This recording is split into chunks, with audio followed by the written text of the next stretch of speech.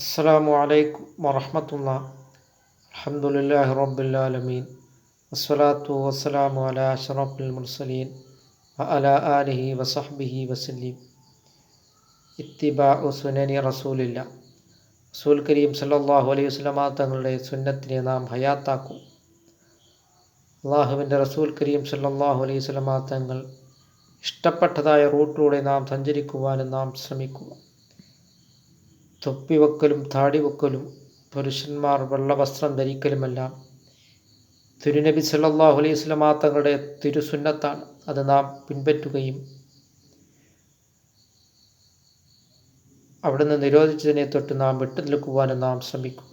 അങ്ങനെ നാം അസ്സലാത്തു അലാ റസൂലില്ലാഹി സല്ലല്ലാഹു അലൈഹി വസല്ലം, നബി സല്ലല്ലാഹു അലൈഹി വസല്ലമ തങ്ങളുടെ പേരിൽ ധാരാളമായിട്ട് സ്വലാത്തുകൾ നാം വർദ്ധിപ്പിക്കുകയും കിട്ടുന്ന സമയം മുഴുവൻ ധാരാളം സ്വലാത്തുകൾ നാം വർദ്ധിപ്പിക്കുവാൻ നാം ശ്രമിക്കുക. മൻ സ്വല്ലാ അലൈഹി അശറ സലവാത്ത്, ആരെങ്കിലും നബി സല്ലല്ലാഹു അലൈഹി വസല്ലമ തങ്ങളുടെ പേരിൽ ഒരു സ്വലാത്ത് ചൊല്ലിയാൽ 10 സ്വലാത്ത് ചൊല്ലിയതായ പുണ്യമാണ് നമുക്ക് ലഭിക്കുന്നത്. അതുകൊണ്ട് ധാരാളം സ്വലാത്തുകൾ നാം വർദ്ധിപ്പിക്കുകയും ധാരാളം ഇബാദത്തുകൾ കൊണ്ട് നാം മുന്നേറുവാനും നാം ശ്രമിക്കുക.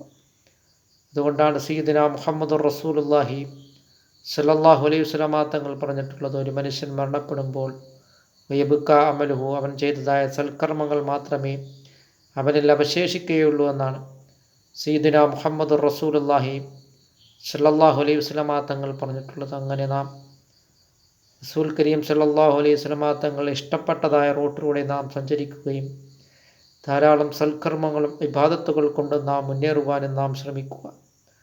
അങ്ങനെ ഇത്തഖുല്ലാ, അള്ളാഹുവിനെ നാം തഖ്വ ചെയ്ത് നാം ജീവിക്കുവാൻ നാം ശ്രമിക്കുക.